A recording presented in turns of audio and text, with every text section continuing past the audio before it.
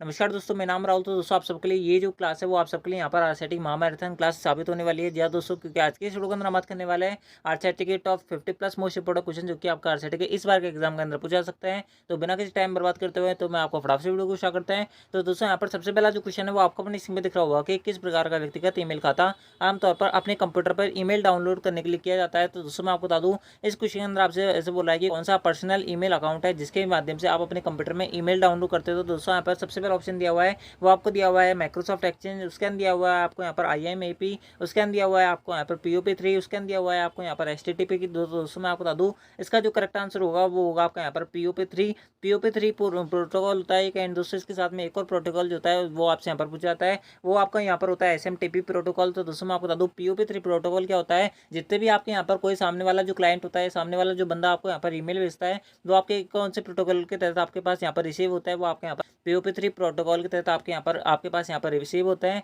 ठीक है, ध्यान रखना POP3 की फुल फॉर्म आपसे पूछी जाती है। POP3 की फुल फॉर्म होती है पोस्ट ऑफिस प्रोटोकॉल। ठीक है दोस्तों, बात करें यहाँ पर SMTP की, तो दोस्तों आप जितने भी बंदों को यहाँ से जो ईमेल भेजते हो, यानी कि यहाँ से जैसे अभी जो मैं हूँ, यानी कि मैं अगर खुद को ए मानता हूँ, तो दोस्तों अगर मेरे को कोई जो क्लाइंट बी है, यानी कि कोई भी बंदा बी है, अगर हमें उसको मेल भेजना है, तो दोस्तों उसके लिए आपको यहाँ पर जो प्रोटोकॉल फॉलो करना होता है वो आपको यहाँ पर SMTP फॉलो करना होता है। SMTP की फुल फॉर्म होती है सिंपल मेल ट्रांसफर प्रोटोकॉल। ठीक है दोस्तों, इस प्रकार से इसका आंसर होता है, यानी कि ऑप्शन जो सी था वो करेक्ट आंसर था। ठीक है, बढ़ते हैं आपके अगले क्वेश्चन तरफ। अगला जो क्वेश्चन है वो आपसे जैसे बोल रहा है कि MS पावरपॉइंट 2010 में एनिमेशन फलक का क्या उपयोग होता है, यानी कि एनिमेशन पेन का क्या इस्तेमाल होता है, इस क्वेश्चन के अंदर आपसे पूछा जा रहा है। तो दोस्तों आपको यहाँ पर सबसे पहला ऑप्शन दिया हुआ है, वो आपको दिया हुआ है कि आप वर्तनी और व्याकरण की जांच कर सकते हो। तो दोस्तों ये किसी प्रकार से एनिमेशन फलक का काम नहीं होता। उसके अंदर दिया हुआ है आपको यहाँ पर कि आप स्लाइड पर लागू एनिमेशन की सूची देख सकते हो। उसके अंदर आपको यहाँ पर दिया हुआ है कि आप स्लाइड को प्रिंट कर सकते हो। उसके अंदर दिया हुआ है आपको यहाँ पर उपरोक्त में से कोई नहीं। तो दोस्तों मैं आपको बता दूँ MS पावरपॉइंट 2010 में एनिमेशन जो फलक होता है उसका उपयोग जो है वो आप किसी भी स्लाइड पर लागू ट्रांजेक्शन की, यानी कि एनिमेशन जो सूची है वो आप यहाँ पर देख सकते हैं। यानी कि ऑप्शन जो बी होगा वो करेक्ट आंसर होगा। किसी भी स्लाइड को अगर आप यहाँ पर प्रिंट करना चाहते हो तो दोस्तों आपको यहाँ पर Ctrl+P दबाना पड़ेगा। एनिमेशन फलक का आपका किसी प्रकार से उपयोग नहीं आएगा। ठीक है, तो दोस्तों आई होप आपको क्लियर हुआ होगा, यानी कि ऑप्शन जो बी था वो करेक्ट आंसर था। ठीक है, बढ़ते हैं आपके अगले क्वेश्चन तरफ। अगला जो क्वेश्चन है वो आपसे पूछ रहा है कि खालिस्तान को आमतौर पर इंटरनेट पर यातायात निर्देशन में कार्य करने के लिए इस्तेमाल किया जाता है, यानी कि यातायात निर्देशन में किसका इस्तेमाल किया जा रहा है आपसे यहाँ पर पूछा जा रहा है। तो दोस्तों यहाँ पर सबसे पहला ऑप्शन दिया हुआ है वो आपको दिया हुआ है राउटर, उसके अंदर दिया हुआ है आपको यहाँ पर स्विच, उसके अंदर दिया है आपको यहाँ पर ब्रिज, उसके अंदर दिया हुआ है आपको यहाँ पर हब। तो दोस्तों मैं आपको बता दूँ इसका जो करेक्ट आंसर होगा वो होगा आपका यहाँ पर राउटर। ठीक है, यानी कि ऑप्शन जो बी होगा वो ऑप्शन जो ए होगा वो करेक्ट आंसर होगा। जितने भी आपके यहाँ यातायात निर्देशन होता है, जितने भी आपके ट्रैफिक सिग्नल की जो लाइटें होती है उनको जो निर्देशित करता है, यानी कि उनको जो कंट्रोल करता है वो आपका वहाँ पर राउटर करता है। वहाँ पर कोई बंदा बैठा नहीं होता कि वो जो है लाल बत्ती को ऑन करता है, उसके अंदर ग्रीन सिग्नल को ऑन करता है, ऐसा कुछ नहीं होता। वहाँ पर जो होता है वो सब टाइम के हिसाब से वहाँ पर राउटर पर सेट होता है। उसके अंदर जो आपके यहाँ पर सिग्नल होता है वो वहाँ पर चेंज हो रहा होता है। इस प्रकार से आपका वहाँ पर प्रोसेस होता है। वहाँ पर कोई भी एक इंसान बैठ के वहाँ पर जो लाइटें हैं, यानी कि उनका जो सिग्नल होता है वो चेंज नहीं करता। ठीक है, अब बहुत सारे बच्चों को तो ये लगता होगा वहाँ पर कोई पर्सन बैठा है, दोस्तों वो जो पर्सन है वो आपके यहाँ पर जो सिग्नल है उनको चेंज कर रहा है, लेकिन दोस्तों ऐसा कुछ नहीं होता। ठीक है दोस्तों, अगला जो क्वेश्चन है वो आपसे बोल रहा है कि MS वर्ड 2010 में निम्नलिखित में से कौन सा कार्य क्षमता पृष्ठ लेआउट समूह है विकल्प के साथ उपलब्ध नहीं है, यानी कि पृष्ठ लेआउट का यहाँ पर कौन सा फीचर आपको नहीं मिलता है। तो दोस्तों मैं आपको बता दूं यहाँ पर सबसे पहला ऑप्शन दिया हुआ है वो आपको दिया हुआ है कि ओरिएंटेशन विकल्प का उपयोग करके पोर्ट्रेट और लैंडस्केप लेआउट के बीच में स्विच कर सकते हो। तो बिल्कुल कर सकते हो। ओरिएंटेशन क्या होता है, एक पेज जो होता है A4 का वो जो सीधा खड़ा होता है वो आपका पोर्ट्रेट कहलाता है। दोस्तों जब वो आड़ा होता है वो आपका लैंडस्केप कहलाता है। एंड दोस्तों ये जो पोजीशंस होती है पेज की वो आपके यहाँ पर ओरिएंटेशन कहलाती है। एंड पृष्ठ लेआउट यानी कि पेज लेआउट के अंदर आपको ये दोनों फीचर देखने को मिलते हैं। उसके अंदर आपको यहाँ पर दिया हुआ है कि इंडेट विकल्प का उपयोग करके आप कुछ दूर तक पैराग्राफ को बाएं तरफ से दाएं तरफ की ओर ले जा सकते हैं। तो बिल्कुल ले जा सकते हैं। टेबल विकल्प में टेबल का उपयोग कर सकते हो। उसके अंदर दिया हुआ है आपको यहाँ पर पृष्ठ सामग्री के पीछे भूतित पार्ट यानी कि वाटरमार्क ऐड कर सकते हो। तो दोस्तों मैं आपको बता दूं ऑप्शन जो डी होगा वो उसका करेक्ट आंसर होगा, क्योंकि वाटरमार्क जो होता है वो आपके यहाँ पर पेज लेआउट के अंदर टैब के अंदर आपको देखने को नहीं मिलता, वो आपको यहाँ पर डिजाइन वाली टैब के अंदर आपको देखने को मिलेगा। यानी कि ऑप्शन जो 4 दिया हुआ है, यानी कि ऑप्शन जो डी दिया हुआ है वो करेक्ट आंसर है। ठीक है, बढ़ते हैं आपके अगले क्वेश्चन तरफ। अगला जो क्वेश्चन है वो आपसे बोल रहा है कि मॉनिटर के रेजोल्यूशन आप क्या समझते हैं, यानी कि मॉनिटर की जो गुणवत्ता होती है वो किसके अंदर नापी जाती है, मॉनिटर की गुणवत्ता क्या होती है। तो दोस्तों मैं आपको बता दूं मॉनिटर की जो गुणवत्ता होती है वो रेजोल्यूशन जो होता है वो आपके यहाँ पर पिक्सल्स के अंदर नापा जाता है। इसी प्रकार से जो प्रिंटर की गुणवत्ता होती है वो आपके यहाँ पर DPI के अंदर नापा जाता है। ठीक है, ध्यान रखना। तो दोस्तों मॉनिटर का रेजोल्यूशन क्या होता है, तो दोस्तों आपको यहाँ पर सबसे पहला ऑप्शन मिल रहा होगा वो आपको मिल रहा है कि यहाँ पर पिक्सल की अधिकतम संख्या होती है जो मॉनिटर की हॉरिजॉन्टल और वर्टिकल प्रदर्शित करता है। तो दोस्तों ऑप्शन जो ए हुआ वो इसका करेक्ट आंसर है। आगे हमें पढ़ने की जरूरत ही नहीं है। है। ठीक है दोस्तों, अगर आपने पहले वाली क्लासें नहीं देख रखी है तो दोस्तों उनको देख लेना, उसके अंदर से आपको बहुत सारे क्वेश्चन देखने को मिलेंगे। दोस्तों आपकी ये महामैराथन क्लास है, तो दोस्तों आप जो है इस क्लास को यहाँ पर पूरी देखना, आप सबके यहाँ पर बहुत ज़्यादा क्वेश्चन आपके पेपर में देखने को मिलेंगे आराम से। ठीक है, इसके अंदर आपको यहाँ पर कोई दिक्कत नहीं आने वाली है। अगला जो क्वेश्चन है वो आपसे बोल रहा है कि वेब ब्राउजर के बारे में सबसे उपयुक्त विकल्प का आपको यहाँ पर चेंज करना है, यानी कि वेब ब्राउजर क्या होता है आपसे यहाँ पर पूछा जा रहा है। तो दोस्तों यहाँ पर सबसे पहला ऑप्शन दिया हुआ है, वो आपको दिया हुआ है कि www पर सामग्री के बारे में पता लगाने, निकालने और प्रदर्शित करने के लिए इसका इस्तेमाल किया जाने वाला एप्लीकेशन सॉफ्टवेयर होता है।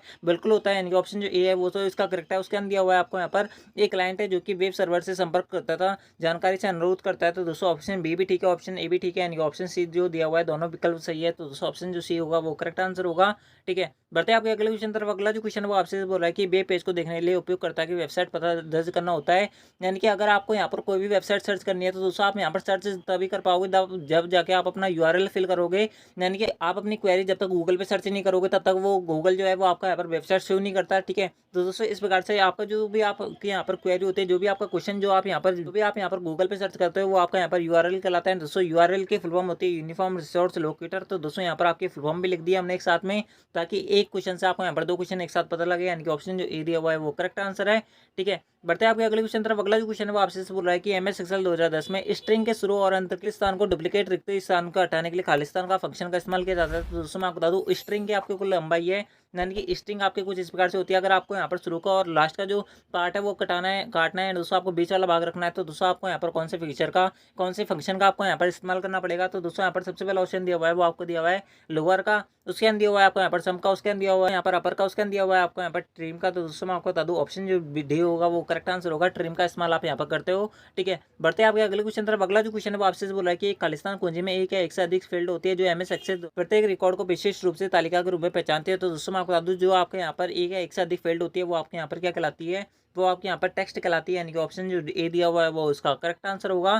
ठीक है, बढ़ते हैं आपके अगले क्वेश्चन तरफ। अगला जो क्वेश्चन है वो आपसे बोल रहा है कि निम्नलिखित में से कौन सी पेन ड्राइव की विशेषता नहीं होती, यानी कि कौन सा पेन ड्राइव के अंदर फीचर नहीं होता। तो दोस्तों मैं आपको बता दूं, यहाँ पर सबसे पहला ऑप्शन दिया हुआ है वो आपको दिया हुआ है कि ये ऑप्टिकल ड्राइव का एक उदाहरण है। तो दोस्तों मैं आपको बता दूं ये इसका करेक्ट आंसर है, कि जितने भी यहाँ पर ऐसी स्टोरेज डिवाइस जो कि यहाँ पर सीडी की शेप में होती है, सीडी के रूप में उनके अंदर जो आपका स्टोरेज होता है वो स्टोर होता है, वो आपके यहाँ पर ऑप्टिकल ड्राइव कहलाती है। दोस्तों ऑप्टिकल ड्राइव का पेन ड्राइव किसी प्रकार से उदाहरण नहीं होता, यानी कि ऑप्शन जो ए दिया हुआ है वो करेक्ट आंसर है। आगे हमें पढ़ने की जरूरत नहीं थी। अगला जो क्वेश्चन है वो आपसे बोल रहा है कि फ्लो चार्ट योजना का एक उपकरण है, आमतौर पर निम्न का प्रतिनिधित्व करने के लिए आपका इसका इस्तेमाल किया जाता है। तो दोस्तों मैं आपको बता दूं फ्लो चार्ट आखिरकार होता क्या है। तो दोस्तों अगर आपने कभी अपनी बुक्स पढ़ी होंगी तो दोस्तों वहाँ पर आपको कुछ इस प्रकार से चार्ट देखने को मिलता होगा। अगर आपको यहाँ पर कुछ जैसे, अगर मैं अभी जस्ट एग्जांपल बता रहा हूँ, अगर आपने कभी नाउन पढ़ा होगा तो दोस्तों आपको यहाँ पर नाउन के 3 प्रकार होते हैं, जैसे आपको पता होगा व्यक्तिवाचक, भाववाचक, जातिवाचक। उसके अंदर में जातिवाचक में आपके यहाँ पर 2 प्रकार होता है। तो दोस्तों इस प्रकार का जो चार्ट होता है वो आपका यहाँ पर फ्लो चार्ट होता है। दोस्तों फ्लो चार्ट से हम जो है किसी भी चीज़ के सिस्टम, यानी कि उसके एल्गोरिथम वगैरह को हम समझा सकते हैं।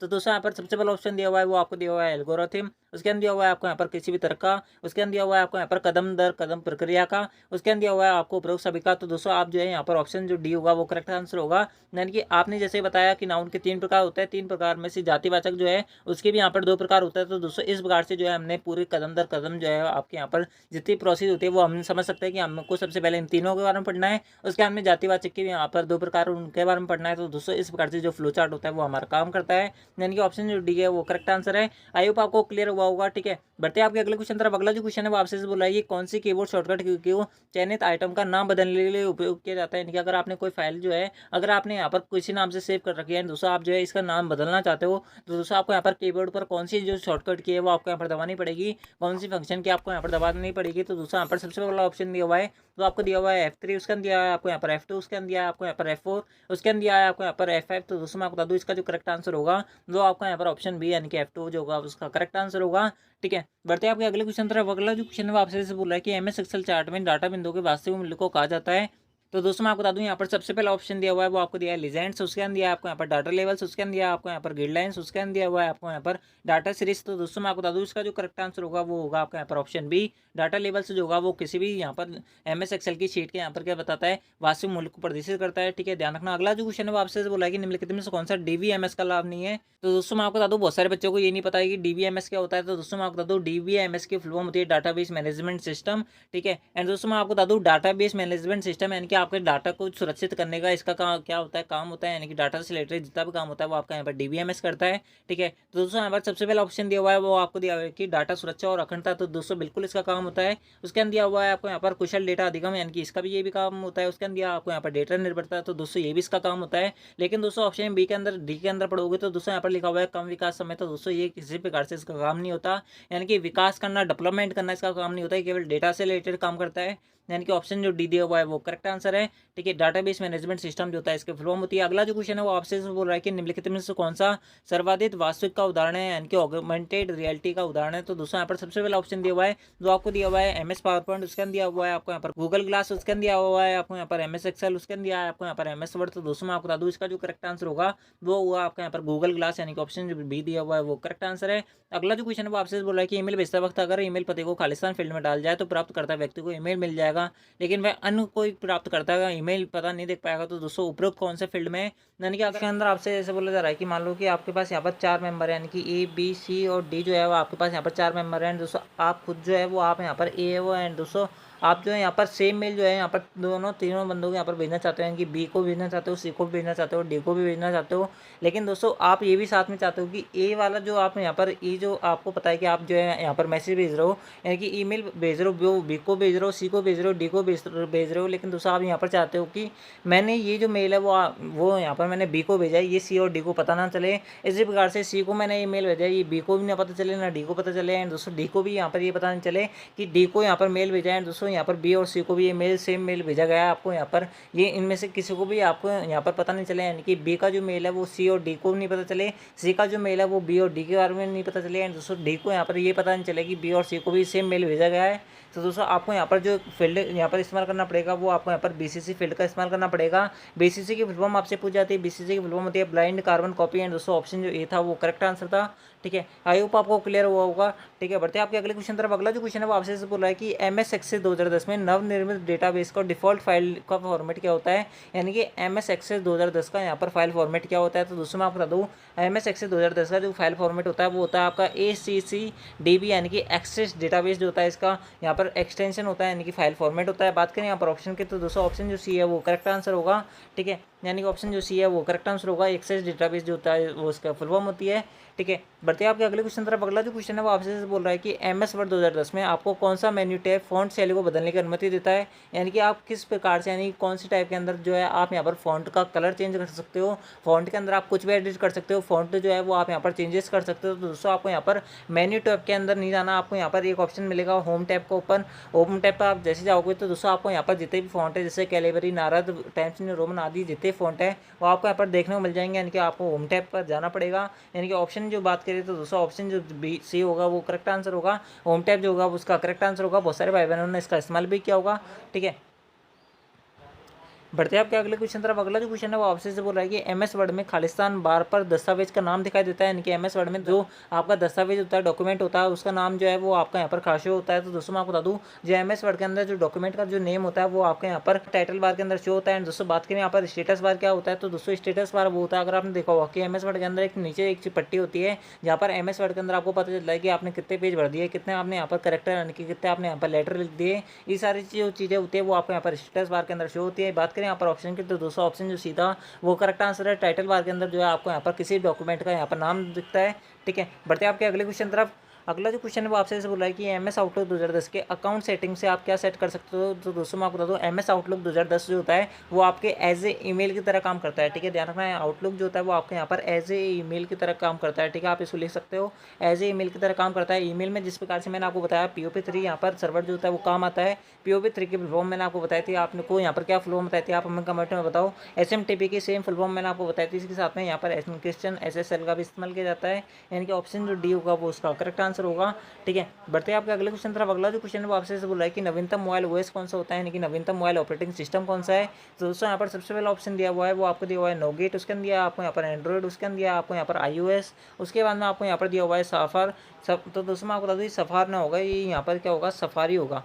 ठीक है। तो दोस्तों मैं आपको बता दूँ इसका जो करेक्ट आंसर होगा वो होगा आपका यहाँ पर नॉगेट है। तो दोस्तों ऑप्शन जो ए होगा वो करेक्ट आंसर है। नवीनतम मोबाइल ओएस जो है वो आपका यहाँ पर नॉगेट है, ठीक है। इसके साथ मैं आपको बता दूँ एंड्रॉइड और iOS जो है दोनों आपके यहाँ पर क्या होता है मोबाइल ऑपरेटिंग सिस्टम होता है। लेकिन दोस्तों बात करें यहाँ पर सफ़ार, तो दोस्तों ये सफ़ार नहीं होकर यहाँ पर आपका सफारी, जैसे मैंने आपको बताया दोस्तों सफारी जो होता है वो आपका यहाँ पर वेब ब्राउजर होता है, किसी प्रकार से आपका यहाँ पर ऑपरेटिंग सिस्टम नहीं होता, ठीक है। ध्यान रखना है इनको। बात करिए इस क्वेश्चन की तो दोस्तों ऑप्शन जो ये था वो करेक्ट आंसर था, ठीक है। दोस्तों अगर आपको वीडियो पसंद आ रही है तो वीडियो को लाइक कर देना, चैनल को सब्सक्राइब जरूर कर लेना, क्योंकि मैं गारंटी देता हूँ कि आपको आज की इस मैराथन क्लास के अंदर से आपको अपने पेपर के अंदर यहाँ पर 5 से ज़्यादा क्वेश्चन जो है आपके पेपर के अंदर देखने में वाले हैं। तो दोस्तों इसलिए मैं आपको यहाँ पर आराम से पढ़ा रहा हूँ, दोस्तों आपको यहाँ पर बहुत कम समय में बहुत अच्छी जानकारी देने का ट्राई कर रहा हूँ। इसलिए अगर आपको वीडियो पसंद आ रही है तो वीडियो को लाइक कर देना, चैनल को सब्सक्राइब जो कर लेना। एंड दोस्तों किसी भी को अगर इसकी पीडीएफ चाहिए तो दोस्तों टेलीग्राम चैनल को ज्वाइन कर लेना, वहाँ से आपको इसकी जो पीडीएफ है वो भी प्रोवाइड करवा दी गई है। इससे रिलेटेड और जो वीडियोस है वो आपको यहाँ पर प्ले लिस्ट के अंदर देखने को मिल जाएंगी, वहाँ से आप इसके बारे में और भी जो जानकारी वहाँ से देख सकते हो। यानी कि वहाँ पर आपके और भी आरसीटी की मोस्ट इंपॉर्टेंट क्लासेस ले रखी है, उनको जरूर से देखें, आपके यहाँ पर बहुत अच्छी परसेंटेज बनेगी, ये मेरा दावा है आपके साथ, ठीक है। तो दोस्तों बढ़ते हैं आपके अगले क्वेश्चन तरफ। अगला जो क्वेश्चन है वो आपसे बोल रहा है कि सरकारी संस्थाओं, बड़ी व्यवसायिक फर्म और बिजनेस ऑपरेशन के लिए कौन सा कंप्यूटर इस्तेमाल किया जाता है। यानी कि जितने भी आपके गवर्नमेंट यहाँ पर ऑफिस होता है उसके अंदर और जो व्यवसायिक फर्म होती है, यानी कि जितने भी आपकी बिजनेस फैक्ट्रीज होती है, यानी कि इंडस्ट्रीज होती है, उनके अंदर जो यहाँ पर बिजनेस ऑपरेशन वगैरह किए जाते हैं, यानी कि वहाँ पर जितनी भी कैलकुलेशन की जाती है, वहाँ पर जितना भी आपका प्रोग्राम रन करा जाता है वो यहाँ पर कौन से कंप्यूटर के अंदर करवाया जाता है। तो दोस्तों यहाँ पर सबसे पहला ऑप्शन दिया हुआ है वो आपको दिया है वो है मेन फ्रेम, उसके अंदर दिया आपको यहाँ पर सुपर, उसके अंदर दिया आपको यहाँ पर माइक्रो, उसके अंदर दिया आपको यहाँ पर मिनी। तो दोस्तों मैं बता दूँ ये चारों जो होता है वो आपके यहाँ पर कंप्यूटर प्रकार होता है। सबसे ज़्यादा सुपर जो होता है वो सबसे ज़्यादा पावरफुल कंप्यूटर होता है। सुपर कंप्यूटर केवल वैज्ञानिकों के पास होता है, ठीक है। ध्यान रखना वैज्ञानिकों के पास क्या होता है सुपर कंप्यूटर होता है। बात करें यहाँ पर ऑप्शन की तो दूसरा ऑप्शन जो ए हुआ वो करेक्ट आंसर होगा। जितने भी मेन फ्रेम कंप्यूटर होता है वो हर जगह आपकी वर्तमान में काम किया जाता है। जो भी इंस्टीट्यूट जहाँ से भी आप जो RSIT वर्तमान में कर रहे हो वहाँ पे जो कंप्यूटर लगे हुए हैं वो सारे मेन फ्रेम कंप्यूटर है, ठीक है। ध्यान रखना है यानी कि ऑप्शन जो ए दिया हुआ है वो करेक्ट आंसर है, ठीक है। बढ़ते हैं आपके अगले क्वेश्चन तरफ। अगला जो क्वेश्चन है वो आपसे बोल रहा है कि सिस्टम सॉफ्टवेयर के महत्वपूर्ण घटक होता है, यानी कि सिस्टम सॉफ्टवेयर के अंदर कौन कौन सा होता है। तो दोस्तों मैं आपको बता दूं ऑपरेटिंग सिस्टम होता है, बिल्कुल होता है। ऑपरेटिंग सिस्टम पे ही आपके जितने भी सिस्टम सॉफ्टवेयर होता है वो आपके यहाँ पर रन होता है, यानी कि ऑप्शन जो ए है वो तो करेक्ट होता है। उसके साथ में आपको यहाँ पर यूटिलिटी चाहिए होता है, उसके अंदर आपको यहाँ पर डिवाइस ड्राइवर चाहिए होता है। डिवाइस ड्राइवर क्या होता है जो आपके यहाँ पर कोई भी सिस्टम सॉफ्टवेयर है, सिस्टम सॉफ्टवेयर क्या उनसे होता है। जैसे कि अगर आपने देखा होगा कि कंट्रोल पैनल जो होता है वो आपको यहाँ पर विंडोज़ के अंदर बाय डिफॉल्ट देखने को मिलता है, वो आपका यहाँ पर सिस्टम सॉफ्टवेयर कहलाता है। यानी किसी भी ऑपरेटिंग सिस्टम के अंदर जो आपको यहाँ पर सॉफ्टवेयर बाय डिफॉल्ट मिलते हैं वो आपके यहाँ पर क्या कहलाते हैं सिस्टम सॉफ्टवेयर कहलाते हैं। दोस्तों कंट्रोल पैनल जो होता है वो उनमें से एक होता है। दोस्तों कंट्रोल पैनल को जो आपके यहाँ पर रन कराता है, यानी कि कंट्रोल पैनल को चलाने के लिए जो सुगमता प्राप्त करता है वो आपके यहाँ पर डिवाइस ड्राइवर कहलाता है। यानी कि ऑप्शन जो डी दिया हुआ है वो करेक्ट आंसर है। ये सारे जो होता है वो आपके यहाँ पर किसी भी यहाँ पर सिस्टम सॉफ्टवेयर को रन कराने के लिए यहाँ पर महत्वपूर्ण फैक्टर्स होते हैं, यानी कि महत्वपूर्ण घटक होते हैं,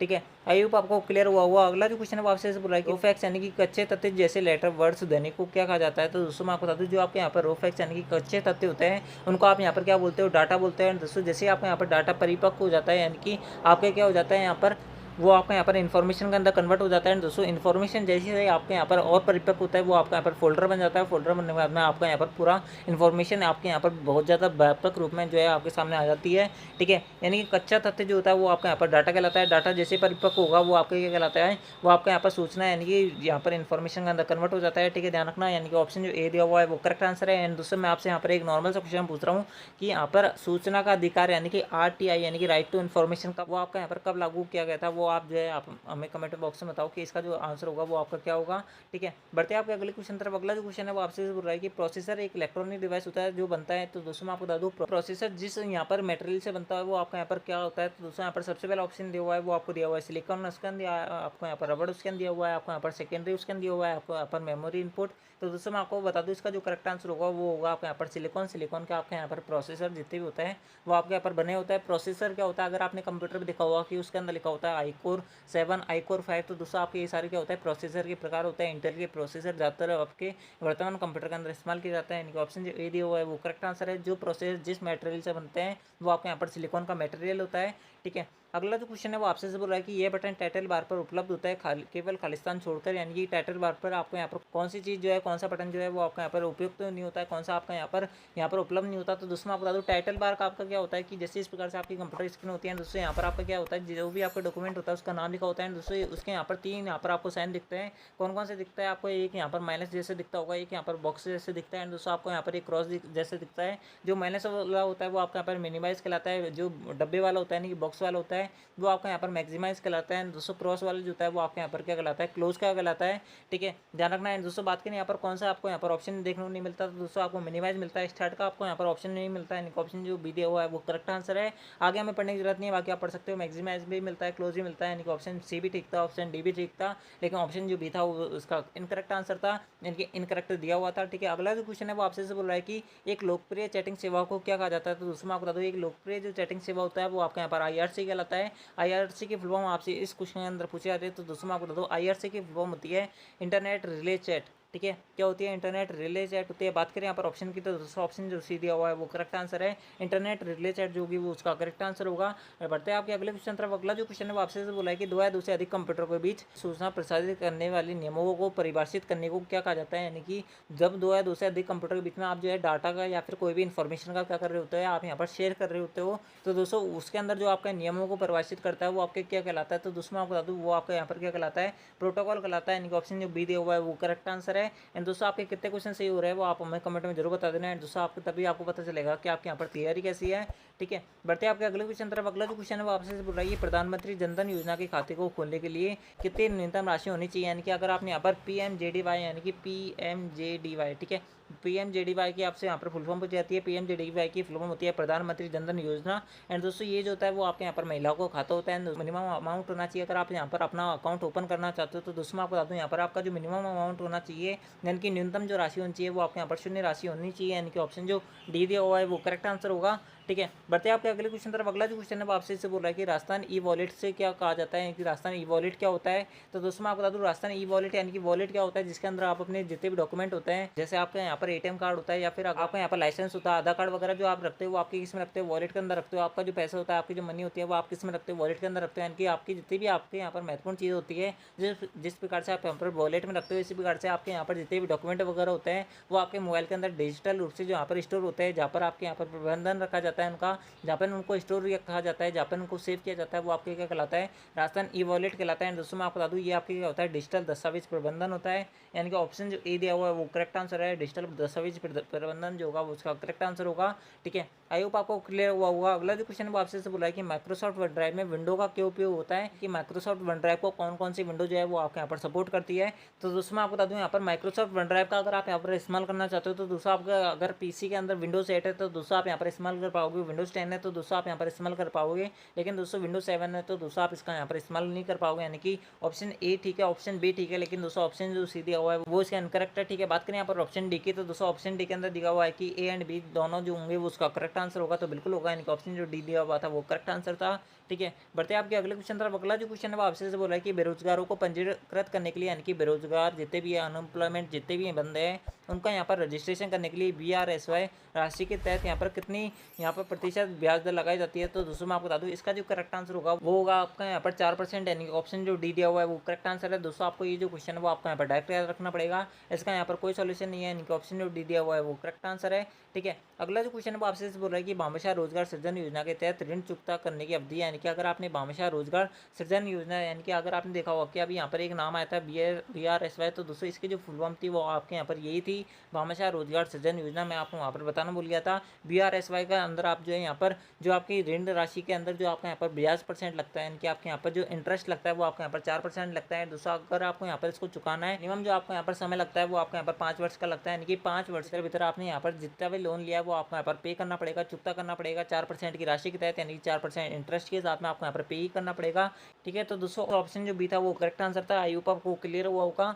ठीक है, बढ़ते हैं आपके अगले क्वेश्चन तरफ। अगला जो क्वेश्चन है वो आपसे बोल रहा है कि PAN का फुल फॉर्म क्या होता है, यानी कि पैन कार्ड का फुल फॉर्म क्या होता है। तो दोस्तों आपसे यहाँ पर दो फुल फॉर्म पूछी जाती है, एक आपसे पूछी जाती है PAN के, दोस्तों एक और पूछी जाती है वो आपसे पूछ जाती है PNR नंबर की। दोनों में क्या फ़र्क होता है, PAN जो होता है वो आपका यहाँ पर पैन कार्ड होता है, पैन कार्ड की फुल फॉर्म होती है, पैन कार्ड की फुल फॉर्म होती है परमानेंट अकाउंट नंबर। एंड दोस्तों PNR नंबर क्या होता है, अगर आपने यहाँ पर कभी IRCTC यानी कि रेलवे की ऑफिशियल वेबसाइट पर जाकर वहाँ पर कभी आपने टिकट वगैरह बुक किया होगा तो दोस्तों आपको यहाँ पर PNR नंबर मिलता है, जिसके तहत जो है आप किसी भी ट्रेन का वर्तमान स्थिति के बारे में जानकारी पता लगा सकते हो कि आप आपकी टिकट यहाँ पर कंफर्म हुई है नहीं हुई। अगर आप अभी भी वेटिंग के अंदर है या फिर नहीं है, तो दोस्तों अभी ये सारी चीज़ें जो है वो आप यहाँ पर पीएनआर नंबर के तहत आप यहाँ पर पता लगा सकते हो। लेकिन दोस्तों बात करें पीएनआर नंबर की फुल फॉर्म की, तो दोस्तों पीएनआर नंबर जो होता है इसकी फुल फॉर्म होती है पैसेंजर नेम रिकॉर्ड। दोनों बहुत ज़्यादा इंपॉर्टेंट फुल फॉर्म है, इसलिए मैंने आपको यहाँ पर बता रहा हूँ, आप सबके लिए बहुत ज़्यादा इंपॉर्टेंट है। एंड दोस्तों सारी जो ऑल इंपॉर्टेंट फुल फॉर्म जो है मैंने आपको यहाँ पर एक इंपॉर्टेंट फुल फॉर्म वाली आपको यहाँ पर क्लास दे रखी है, आप जो उसको अंदर देख लेना। ये भी फुल फॉर्म उससे बाहर नहीं जाएगी, इस बात की मेरी गारंटी है। आपको आई बटन पे लिंक भी दिख रही होगी। बात करें इस क्वेश्चन की, तो दोस्तों ऑप्शन जो ए था वो करेक्ट आंसर होगा, यानी कि परमानेंट अकाउंट नंबर जो होगा वो उसका करेक्ट आंसर होगा।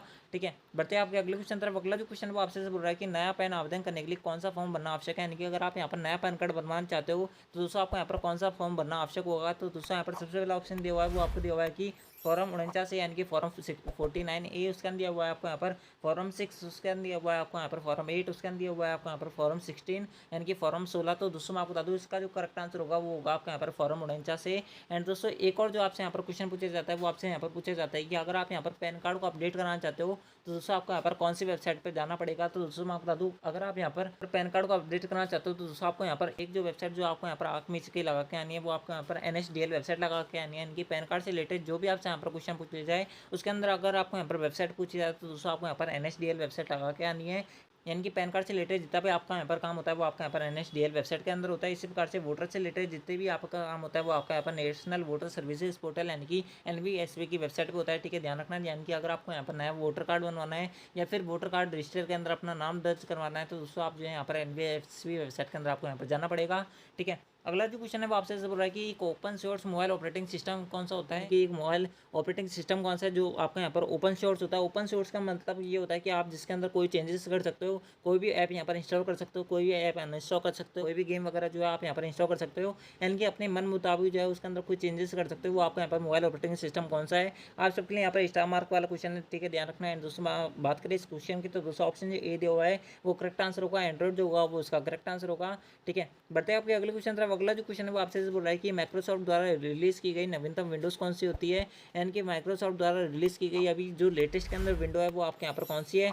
तो दोस्तों मैं आपको बता दूँ वर्तमान में जो है वो आपके यहाँ पर विंडोज़ 11 तक लॉन्च हो चुकी है। ठीक है, ध्यान रखना विंडोज़ 11 जो होगा उसका करेक्ट आंसर होगा। लेकिन दोस्तों आपको यहाँ पर विंडोज़ 11 ऑप्शन के अंदर नहीं दिया हुआ है, वो आपको यहाँ पर दिया हुआ है विंडोज़ 8, विंडोज़ 7, विंडोज विस्ता उसके अंदर दिया हुआ है आपको यहाँ पर विंडोज़ 10। तो दोस्तों उसके बाद में जो लेटेस्ट में लॉन्च की गई थी विंडोज़ 10 थी, यानी कि विंडोज़ 11 से पहले विंडोज़ 10 जो है वो आपके यहाँ पर लेटेस्ट के अंदर लॉन्च की गई थी। सबसे पहले विंडोज़ 11 अभी लेटेस्ट के अंदर चली है, इससे पहले जो लॉन्च की गई थी वो आपके यहाँ पर विंडोज़ 10 थी, इससे पहले विंडोज़ 10 थी। तो दोस्तों इस प्रकार से आपके यहाँ पर जो विंडोज़ है उनका यहाँ पर सीरीज चलता है। बात करें यहाँ पर ऑप्शन की तो दूसरा ऑप्शन जो डी दिया हुआ था वो करेक्ट आंसर था। लेकिन अगर आपको यहाँ पर विंडोज़ 11 आपको यहाँ पर ऑप्शन के अंदर देखने को मिलता तो दोस्तों आपको यहाँ पर विंडोज़ 11 ही लगा के आना था, लेकिन दोस्तों आपको यहाँ पर विंडोज़ 11 ऑप्शन के अंदर नहीं दिख रहा है। तो दोस्तों आपका यहाँ पर जो करेक्ट आंसर होगा वो आपका यहाँ पर विंडोज़ 10 होगा। ठीक है, बढ़ते हैं आपका अगले क्वेश्चन तरफ। आई होप आपको वीडियो पसंद आ रही होगी। अगर वीडियो पसंद आ रही है तो वीडियो को लाइक कर देना, चैनल को सब्सक्राइब जो कर लेना, क्योंकि आप सबके लिए ये इतनी मेहनत की जा रही है और किसी के लिए ये मेहनत नहीं की जा रही। ठीक है, अगला जो क्वेश्चन है वो आपसे बोल रहा है कि MS वर्ड में यदि किसी शब्द में सभी पेज पर दोहराने के लिए आपको यहाँ पर किसका इस्तेमाल करना पड़ेगा,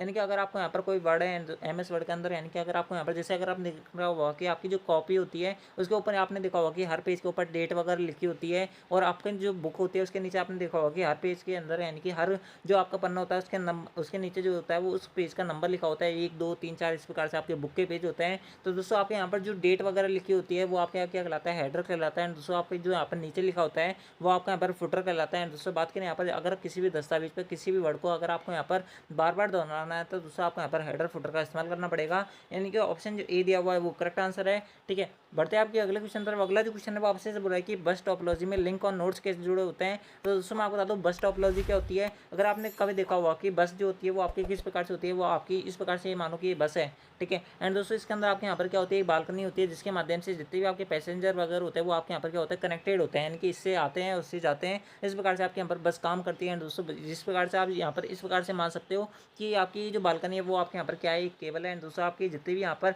पैसेंजर है वो आपके यहाँ पर क्या है, नोट्स है। एंड दोस्तों आपके यहाँ पर जो गेट होता है वो आपके क्या होता है, एक केंद्रीय बिंदु होता है, यानी कि जितने भी पैसेंजर जो होता है वो आपके यहाँ पर किससे जुड़े हुए होते हैं, वो आपके यहाँ पर गेट से जुड़े हुए होते हैं, वहाँ से आपके आते हैं, वहीं से आपके जाते हैं, यानी कि एक केबल के माध्यम से जितने भी आपके नोट्स होते हैं वो आपके यहाँ पर जुड़े हुए होते हैं। दोस्तों ये जो सारे नोट होते हैं वो आपके यहाँ पर केंद्रीय बिंदु से बिंदु का कनेक्शन होता है, यानी कि ऑप्शन जो ए दिया हुआ है वो भी करेक्ट है, ऑप्शन जो बी दिया हुआ है वो भी करेक्ट है, यानी कि ऑप्शन जो सी दिया हुआ है वो करेक्ट आंसर होगा। ए एंड बी जो होगा वो उसका करेक्ट आंसर होगा। ठीक है, बढ़ते हैं आपके अगले क्वेश्चन तरफ। अगला जो क्वेश्चन है वो आपसे बोल रहा है कि कि जब आप आधा ईमेल लिखकर बंद कर देते हैं तो दोस्तों वो आपका वहाँ पर सेव हो जाता है। नहीं कि अगर आपने कोई ईमेल लिखा है दोस्तों वो गलती से आपसे बंद हो गया, क्लोज हो गया है, तो दोस्तों आपको वहाँ पर वो वापस जो ईमेल है अगर आप उसके अंदर ही वापस कंटिन्यू करना चाहते हो, यानी कि उसको आगे लिखना चाहते हो, तो दोस्तों आपको यहाँ पर ये जो ईमेल जो आपने बंद हो गया था गलती से, वो आपको वहाँ पर वापस कैसे मिलेगा। तो दोस्तों आपको यहाँ पर ड्राफ्ट के अंदर आपको जाना पड़ेगा, तब जाके आपको यहाँ पर आधा ईमेल जो आपने बंद किया था वो आपको यहाँ पर मिल जाएगा। उसके अंदर आगे जो है आप इसके अंदर कंटिन्यू एडिटिंग जो है वो आप यहाँ पर कर सकते हो, यानी कि जो भी आपको यहाँ पर लिखना है वगैरह है, अगर आपको यहाँ पर कोई फाइल वगैरह अटैच करनी है तो दोस्तों आप वहाँ पर कर सकते हो।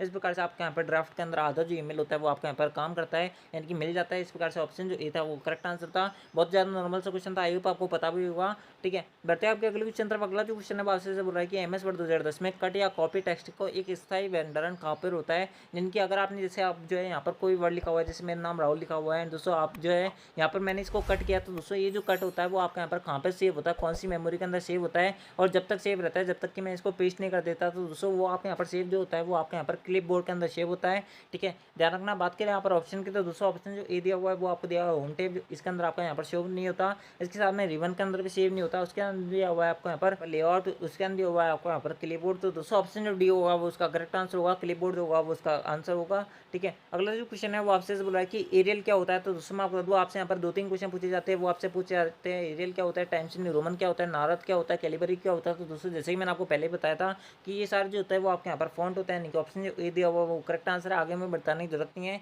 बहुत ज़्यादा नॉर्मल सा क्वेश्चन था। एंड दोस्तों मैंने आपको पहले वाली वीडियोस के अंदर भी बताया हुआ है, अगर आपने उनको नहीं देखा है तो उनको देख लेना, आप सबके लिए बहुत ज़्यादा इंपॉर्टेंट था। ठीक है, अगला जो क्वेश्चन है वो आपसे बोला है कि यदि आप स्लाइड शो के दौरान खाली रिक्त स्लाइड दिखाना चाहते हो तो दोस्तों आपको यहाँ पर कीबोर्ड के अंदर कौन सी की दबानी पड़ेगी। तो दोस्तों मैं आपको बता दूं, अगर आप यहाँ पर खाली रिक्त स्लाइड को यहाँ पर अपनी प्रेजेंटेशन के अंदर इंसर्ट करना चाहते हो तो दोस्तों आपको यहाँ पर ब्लैंक कुंजी यानी कि बी कुंजी दबानी पड़ेगी। बी फॉर ब्लैंक होता है, यानी कि ब्लैंक कुंजी यानी कि ब्लैंक साइड, आप ब्लैंक स्लाइड जो है आप इसके अंदर इंसर्ट करना चाहते हो तो दोस्तों आपको यहाँ पर बी कुंजी दबानी पड़ेगी। बात करें यहाँ पर ऑप्शन की, तो दोस्तों ऑप्शन जो ए था वो करेक्ट आंसर था। ठीक है, अगला जो क्वेश्चन है आपसे बोल रहा है कि माउस ट्रैकबॉल किस प्रकार के इनपुट डिवाइस होता है। तो दोस्तों मैं आपको बता दूं, बहुत सारे बच्चों को ये नहीं पता है कि ट्रैकबॉल क्या होता है। आप इसको एक बार छोड़ो, बात करें यहाँ पर माउस की, तो दूसरा आपने देखा होगा कि माउस क्या काम करता है, वो आपके यहाँ पर एक क्या करता है, एक कर्सर की तरह काम करता है। इस प्रकार से आपके यहाँ पर ट्रैकबॉल भी काम करता है। दोस्तों माउस जो होता है वो आपके यहाँ पर क्या होता है, एक पॉइंटिंग डिवाइस होता है। ठीक है, पॉइंटिंग डिवाइस होता है, यानी कि किसी भी चीज़ को पॉइंट करता है। दोस्तों आप जैसे उस पर क्लिक करते हो, क्लिक करने के बाद में वो आपको यहाँ पर क्या कर देता है, ओपन कर देता है उस फाइल को। तो दोस्तों इस प्रकार से आपके क्या होता है, एक पॉइंटिंग डिवाइस होता है, यानी कि इस दोनों जो होता है वो आपके यहाँ पर एक पॉइंटर की तरह काम करता है। ऑप्शन जो ए दिया हुआ है वो इसका करेक्ट आंसर होगा। ठीक है, बढ़ते हैं आपके अगले क्वेश्चन तरफ। अगला जो क्वेश्चन है वो आपसे बोला है कि नेटवर्क डिवाइस का उदाहरण है। दोस्तों मैं आपको यहाँ पर जितने भी क्वेश्चन बता रहा हूँ ये सारे मोस्ट इंपोर्टेंट क्वेश्चन जो कि आपके आरसीटी के इस बार के एग्जाम के अंदर डेफिनेटली आपसे यहाँ पर पूछे जाएंगे। तो दोस्तों आप जो है इनको यहाँ पर हल्के मत लेना। एंड दोस्तों अगर आपको वहाँ पर ये क्वेश्चन जब आपको देखने को मिलेंगे तो दोस्तों आप यहाँ पर बहुत ज़्यादा खुश होंगे कि हमें जो पढ़ाया गया था वो बिल्कुल सही पढ़ा गया था। एंड दोस्तों मैं आपको गारंटी देता हूँ कि आपको ये वाले जो क्वेश्चन है वो आपको यहाँ पर और कहीं पढ़ाए नहीं जा रहे हैं। दोस्तों आपके इस वाले के जो एग्जाम है इसके अंदर पूछे जरूर जाएंगे। ठीक है, अगला जो क्वेश्चन है वो आपसे बोला है कि नेटवर्क डिवाइस का उदाहरण है। तो दोस्तों मैं आपको बता दूं, नेटवर्क डिवाइस जो होता है डिवाइस के आपके यहाँ पर दो प्रकार होता है, एक होता है आपका यहाँ पर हब, एंड दोस्तों एक जो होता है वो आपके यहाँ पर स्विच होता है। बात करें यहाँ पर ऑप्शन की, तो दोस्तों ऑप्शन ए भी ठीक है, ऑप्शन बी भी ठीक है, यानी कि बात करें यहाँ पर ऑप्शन की तो दोस्तों ऑप्शन डी होगा वो करेक्ट आंसर होगा। ए एंड बी बहुत जो होंगे वो उसका करेक्ट आंसर होगा। आई होप आपको क्लियर हुआ होगा। अगला जो क्वेश्चन है वो आपसे बोल रहा है कि एक वेब पेज जो किसी वेबसाइट को खोलने पर सबसे पहले खुलता है, यानी कि अगर आपने यहाँ पर कोई भी वेबसाइट खुली है दोस्तों, वेबसाइट खुलने के बाद में आपके सामने जो पहला पेज ओपन होता है वो किसी वेबसाइट का क्या कहलाता है, वो आपका यहाँ पर क्या कहलाता है, होम पेज कहलाता है। ठीक है, ध्यान रखना होम पेज जो होगा उसका करेक्ट आंसर होगा। हाउस पेज जो होता है वो किसी प्रकार से नहीं होता। ठीक है, ध्यान रखना अगर आपको यहाँ पर होम पेज की जगह होम पेस्ट भी दिखता है तो दोस्तों आप आंसर लगा सकते थे, लेकिन दोस्तों हाउस पेज जो होता है वो किसी प्रकार से नहीं कहा जाता, यानी कि ऑप्शन जो ए दिया हुआ वो उसका करेक्ट आंसर होगा।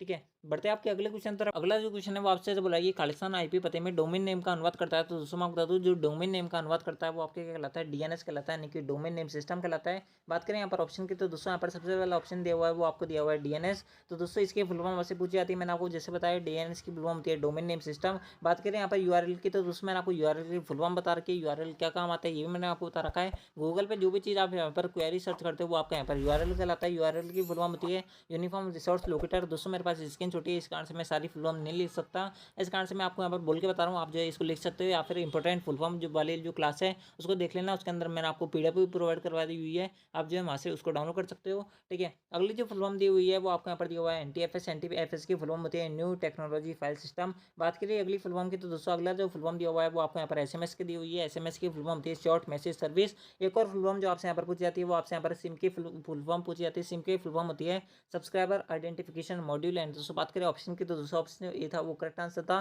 डीएनएस की मैंने आपको अभी अभी जस्ट 2 बार फुल फॉर्म बताइए, क्या फुल फॉर्म बताइए कमेंट में जरूर बताओ, ठीक है, ताकि हमें पता चले कि आपका यहाँ पर क्लास के अंदर कितना ध्यान रखता है और आपका बाहर कितना ध्यान रहता है, आपको यहाँ पर इस प्रकार से आपको यहाँ पर पता चलेगा, ठीक है। अगला जो क्वेश्चन है वो आपसे बोला है कि टेबल बनाते समय एमएस वर्ड में माउस का पॉइंटर कैसे दिखाई देता है, यानी कि अगर आपने यहाँ पर कभी भी एमएस वर्ड के अंदर टेबल इंसर्ट की होगी, यानी कि टेबल बनाई होगी, तो दूसरा आपने देखा होगा कि माउस का जो कर्सर होता है वो आपका जिस प्रकार से यहाँ पर इस प्रकार से जो एरो को साइन होता है वो आपका किसके अंदर बदल जाता है, वो आपका यहाँ पर पेंसिल वाले आइकन के अंदर बदल जाता है, कि कुछ इस प्रकार से बदल जाता है, ठीक है। दोस्तों मैं आप जो है यहाँ पर बिल्कुल जो है यहाँ पर ड्राइंग नहीं करता हूँ, लेकिन दोस्तों इस प्रकार से आपका कुछ इस प्रकार से आपके क्या होता है, पेंसिल वाला जो साइन होता है वो आपका यहाँ पर बदल जाता है। बात करें यहाँ पर ऑप्शन की, तो दूसरा ऑप्शन जो सी दिया हुआ था वो करेक्ट आंसर था। ये बहुत सारा नॉर्मल से क्वेश्चन था, आई होप आपको पता होगा, इसके अंदर मेरे को लगता नहीं ज़्यादा एक्सप्लेनेशन की जरूरत है, ठीक है। बढ़ते हैं आप अगले क्वेश्चन तरफ। अगला जो क्वेश्चन है वो आपसे बोल रहा है कि निम्नलिखित में से कौन सा वेब ब्राउजर होता है। दोस्तों आपसे यहाँ पर वेब ब्राउजर और सर्च इंजन के उदाहरण पूछे जाते हैं, बहुत ज़्यादा इंपॉर्टेंट क्वेश्चन है, आप इसको ध्यान रखना, ठीक है। बात करें वेब ब्राउजर के उदाहरण की, तो दोस्तों वेब ब्राउजर के 3 उदाहरण होते हैं मोस्टली जो आपसे यहाँ पर पूछे जाते हैं,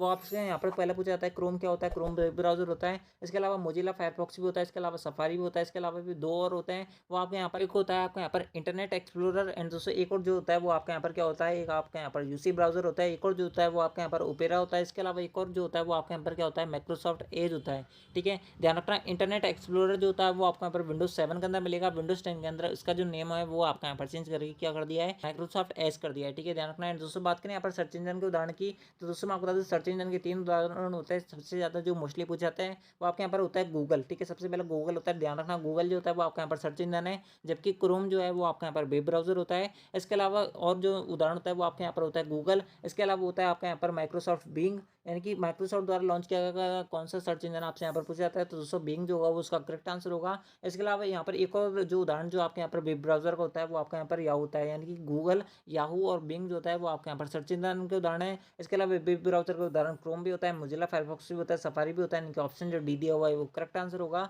ठीक है। आई होप आपको क्लियर हुआ होगा। एंड दोस्तों बढ़ते हैं आपके आज की इस क्लास के आज सबसे लास्ट एंड सबसे महत्वपूर्ण क्वेश्चन की तरफ। अगला जो क्वेश्चन है वो आपसे बोल रहा है कि एमएस एक्सेल 2010 में अगर आप यानी सेल का छनन यानी कि फिल्टर लगाना चाहते हो, तो दोस्तों आपको यहाँ पर कौन सी की दबानी पड़ेगी। दोस्तों मैं आपको बता दूं, मुझे ये बता दूं वो बहुत ज़्यादा खेद हो रहा है कि यहाँ पर जो ऑप्शन दिए हुए हैं वो सारे इनकरेक्ट है। जी हाँ दोस्तों, आपके यहाँ पर जितने भी ऑप्शन दिए हुए थे वो सारे इनकरेक्ट है, ठीक है। यहाँ पर जो इसका करेक्ट आंसर होगा वो होगा आपका यहाँ पर कंट्रोल शिफ्ट प्लस एल, ठीक है। ध्यान रखना कंट्रोल शिफ्ट प्लस एल से आपका यहाँ पर फिल्टर इंसर्ट होता है किसी भी माइक्रोसॉफ्ट एक्सेल की शीट के अंदर, ठीक है, ठीक है। आप इस बात को यहाँ पर ध्यान रखना है। दोस्तों बात करें यहाँ पर इनके शॉर्टकट की, तो दोस्तों मैं आपको बता दूं कंट्रोल शिफ्ट प्लस बी से आपका एमएस वर्ड के अंदर ध्यान रखना है। एमएस वर्ड के अंदर आपका क्या होता है, किसी भी फॉर्मेट पेंटर का जो आपका यहाँ पर क्या होता है पेस्ट होती है, यानी कि फॉर्मेट अगर आपने किसी भी चीज़ का कॉपी किया है तो दोस्तों उसको पेस्ट करने के लिए आपको यहाँ पर कंट्रोल शिफ्ट प्लस बी दबाना पड़ता है। एमएस वर्ड के अंदर मैं आपको फिर बोल रहा हूँ, एमएस वर्ड के अंदर आपको एक चीज़ दबानी पड़ती है, ठीक है। तो दोस्तों इस प्रकार से ये थे आपका RCT top 50 plus most important question, जो कि मैंने आपको बहुत कम समय में कराने का ट्राई किया है। एंड दोस्तों मैं आपको इतनी शॉर्ट टाइम में जितनी एक्सप्लेनेशन इसकी दे सकता था मैंने आपको यहाँ पर देने का ट्राई किया। तो दोस्तों आई होप आपको वीडियो पसंद आई होगी। अगर वीडियो पसंद आए तो वीडियो को लाइक कर देना, चैनल को सब्सक्राइब जो कर लेना, क्योंकि आप सबके लिए यहाँ पर इतनी मेहनत की जा रही है और किसी के लिए नहीं की जा रही, इस बात की मैं गारंटी है। दोस्तों अगर आप इस वीडियो को शुरू से एंड तक देखा है तो दोस्तों में गारंटी है इस बात की कि आप अपने पेपर के अंदर 5+ जो क्वेश्चन है वो आराम से सही करने वाले हो, क्योंकि आपको इस क्लास के अंदर से बहुत सारे जो क्वेश्चन है